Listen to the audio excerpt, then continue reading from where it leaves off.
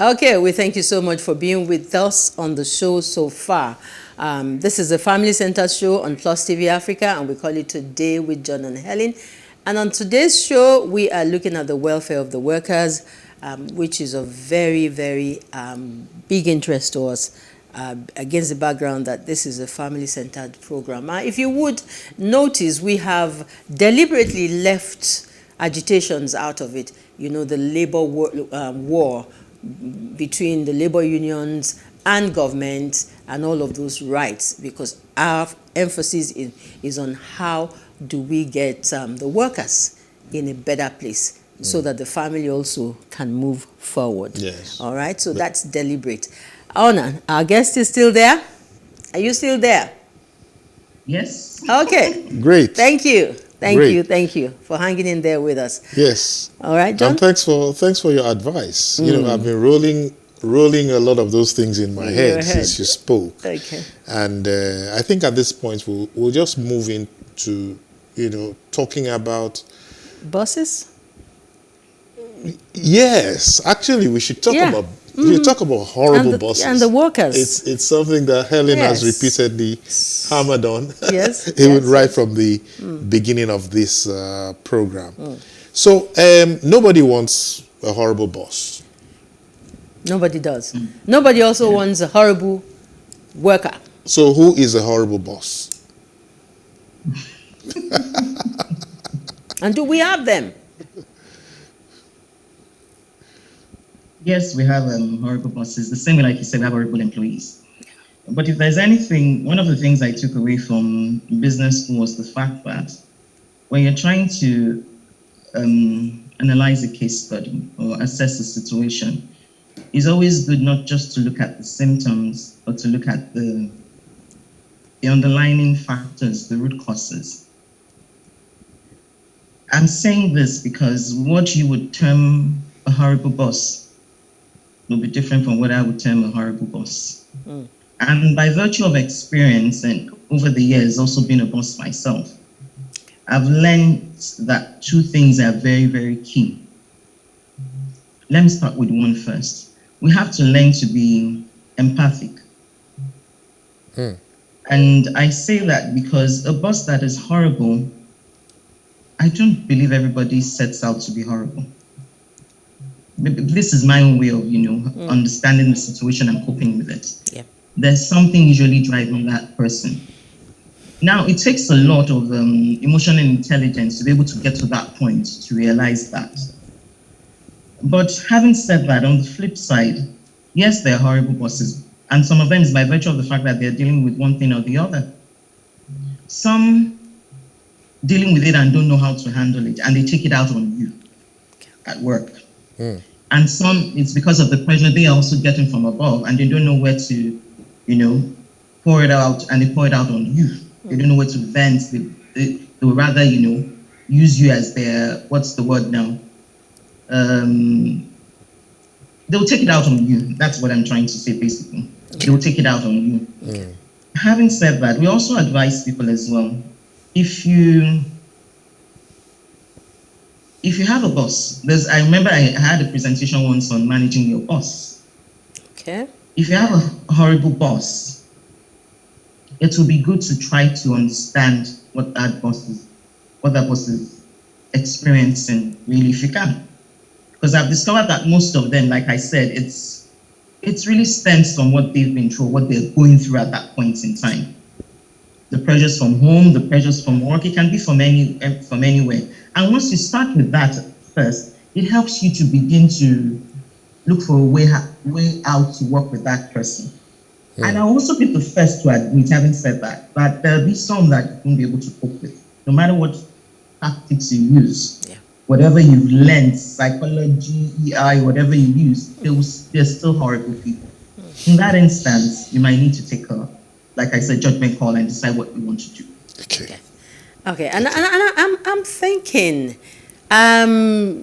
does the disposition of the boss or the employer or the employee, is it hinged on work ethics? Because a lot of workers are just looking for jobs, but they are almost like totally ignorant of what it takes to be a good worker and to add value, like you said at some points. So could this attitude, horrible or otherwise, be based on the knowledge of both parties on the work ethics? What is really expected in a proper workplace between the boss and the employee in terms of relationship? Okay, a very good question. You agree with me that we have a lot of companies, some established, some not established. The established ones, the big ones, have structures in place. They have you get to join some companies and you're taken through the onboarding process and you're told about the work ethics in that particular company. We do this, we don't do this, we have regards for others, we're open-minded, we embrace diversity, they give you all that, and then we don't do this. They have the ethics policy and they're very big on it, and they will tell you if you do this, these are the repercussions. But for a lot of places that are not that structured, the work ethics is determined by whoever is in charge. Whoever has the say and whoever is calling the shot, or whoever pays the money, pays the salary. So inevitably, the work ethics is usually determined by the culture in place within leadership. I tell people, if I want to know the things that the culture in a place, just give me 30 minutes to 1 hour with the leadership in that place. I can tell you what the culture of that place is. Wow. Yeah, you can't. Because people watch them to be able to tell you what is accepted and not accepted. I worked in a place once, the owner of the place will go, "Oh, Mrs. Oshinaike, there's so much indiscipline in this place." Blah, blah, blah. And I think to myself, it stems from you. True. Yeah. Because they're watching what you're doing yourself, and they're taking a cue from you that this is accepted. Yeah.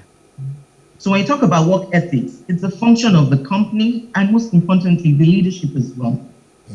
What message are they sending out by what they condone, what they do themselves? It's a bigger message than your policies, even if you have them at all. Yeah.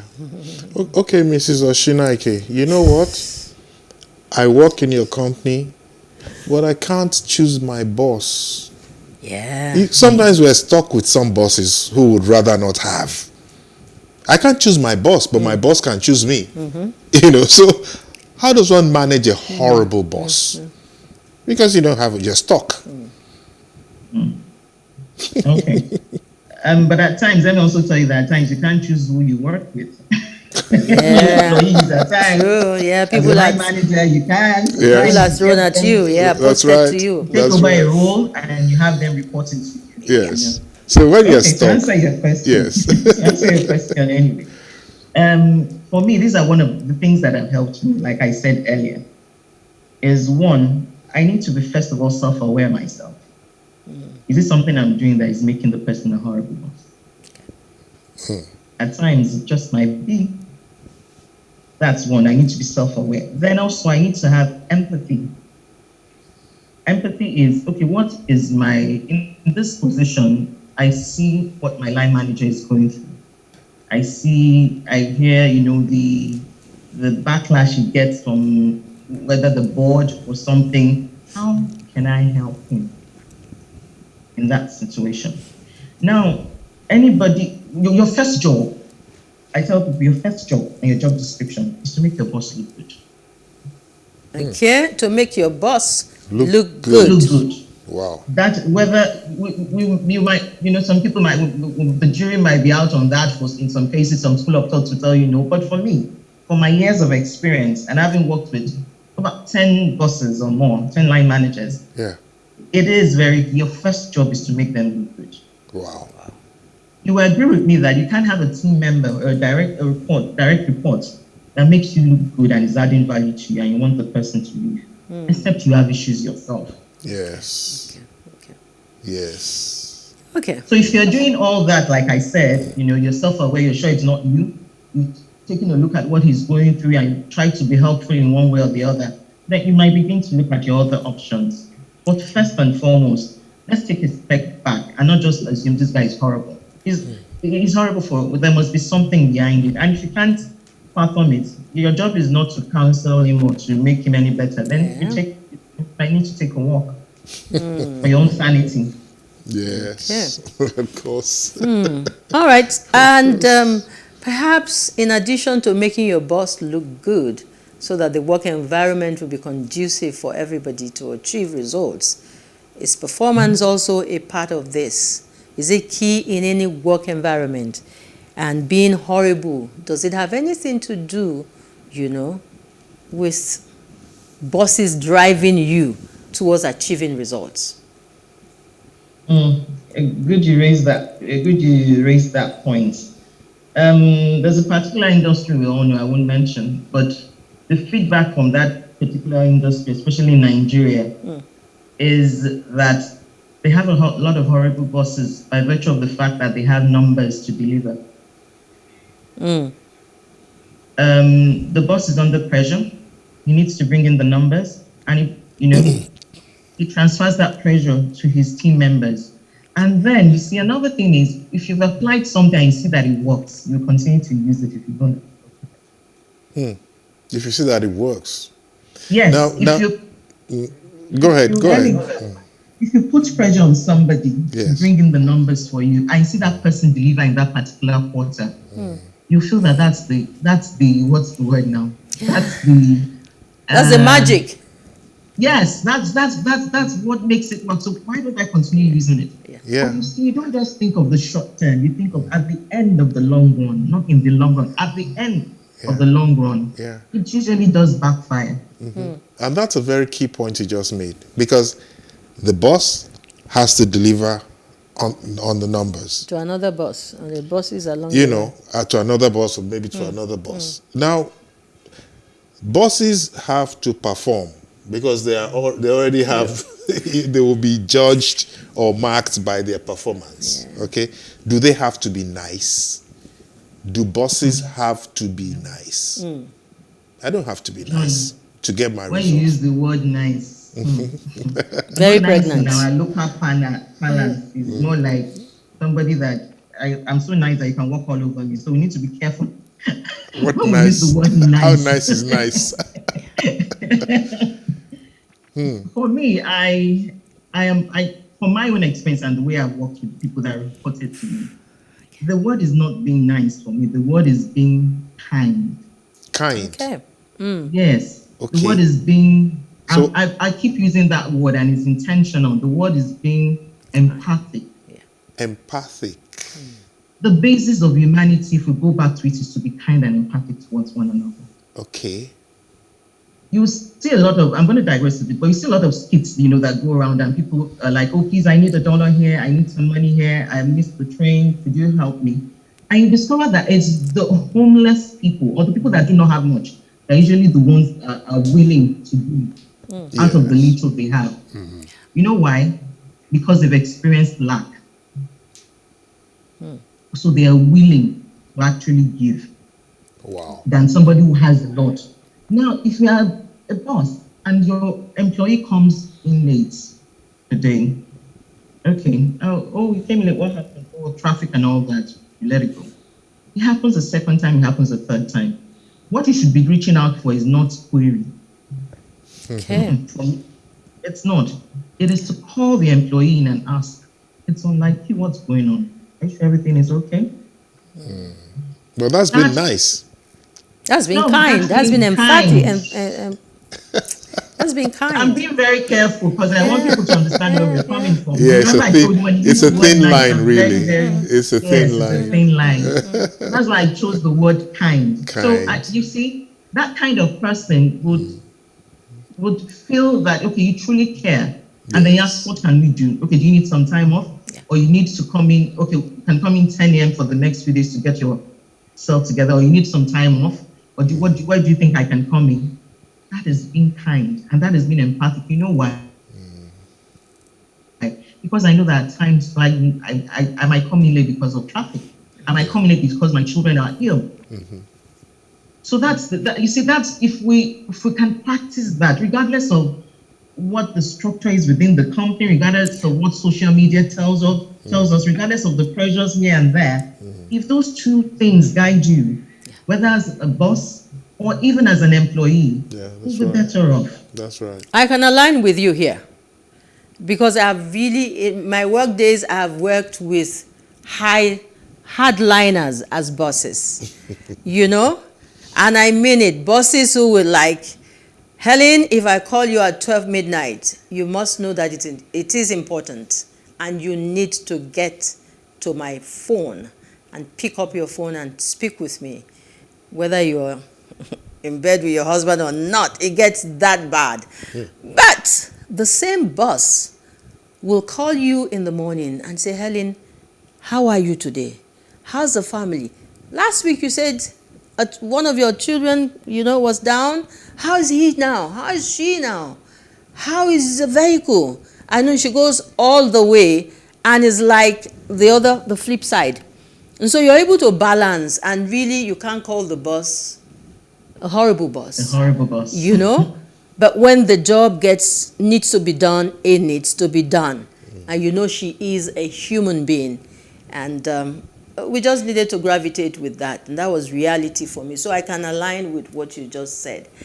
Nigeria just joined the rest of the world to celebrate again another May 1, International Workers' Day. Right here in Nigeria, I don't know how many states have implemented even the minimum wage of just 30,000 a month for the workers.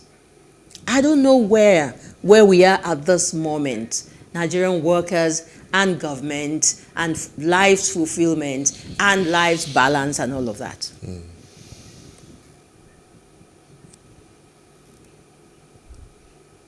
Are you there? I'm here. Yes, that's my question. And what's the question? The question is like, we just celebrated another Workers' Day. Is it just ceremony? Is it just tradition? What has changed? Even as small as 30,000 minimum wage, a lot of the state governors are yet to implement it. And I act like a true Nigerian here. Yes, please. And be in character. We Nigerians answer questions with questions. Helen, what do you think? John, what do you think? You're the expert here. You know, I think where do we go from here? I think we addressed this earlier when we talked about how far would your it's not taking you home, but I'm looking at... Yes, so I don't think most Nigerian workers are getting home. They're not? In quotes, yeah. You know, based on what they are taking home. Right, so maybe that will answer your question. Because she threw the question back at me. She threw it back at us. So you're trying to... No, seriously, because we had rallies, we had march pasts, and every year the labor leaders will troop to the national stadium in whatever state, and the ceremony goes on.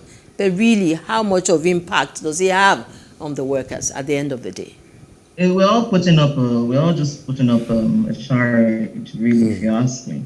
Okay. A lot of us at our wit's end, especially the workers at the receiving end. Okay. And you know, if you get to a point when you've done all the rigmaroling and you don't even know what to do next, you just go with the flow. So and it's a very bad place to be, it's a place you don't want to be, but that's where we find ourselves right now in Nigeria, especially with the labor force, with the labor generally. Remember, I alluded to the fact that the labor law is outdated. Yeah. You read through it and you're like, in what day and age is this applicable? And you still have no choice, because when you get to court, it's still that labor law that, you know, will be used. That's what will be resorted to, you know, in judging a case, alongside other documents or evidences placed before the judge. But so if we do not address those issues, we're just, like I said, we're just rigmaroling. So we'll do the motions, you know, it's parade day, we get the public holiday, hey, I get to rest, you know, and then we go to get to do the parade. Then the governor maybe doles out money to the unions for them to do one thing or the other, and then we're back to square one. Yeah. Okay. So if you ask me, I wish I had the answer. remedy, but I don't. Okay. All right. Okay. Thank you so much. Well, what you've given us is enough soothing balm. Yes, it is. It is. But I'm asking, do we need soothing balm? You know, that's my point of view. Well, we have learned so much from you today on the program, and we just hope that professionalism and the right attitude will take center stage as we talk of employees and employers. And once again, we thank you for your time. Thank you so much. Yeah, thank you. John, thank you. I don't know where to start from, but I feel so fulfilled after hearing all of the tips and the way she's delivered them. She hasn't made it look. She's made HR, remember? So horrible as our horrible employers. Okay. So I want to thank you so much for that. Yeah. Thank you. Thank you. Thank you, for having me. Thank you. John and Helen. But I would like to also reiterate again that wherever we find ourselves and whatever positions we find ourselves, let those two things be our guide. Be kind and be empathic. Okay. That's the least you can do to show that you're human. Thank you for you heard that. Be kind to me. After today. I heard that. Thank you. Thank you very much. It's time to take another break. All right. It's Today with John and Helen on Plus TV Africa. We hope that we have made some sense, to the subject of today. Let's take a quick break and then the show continues after that.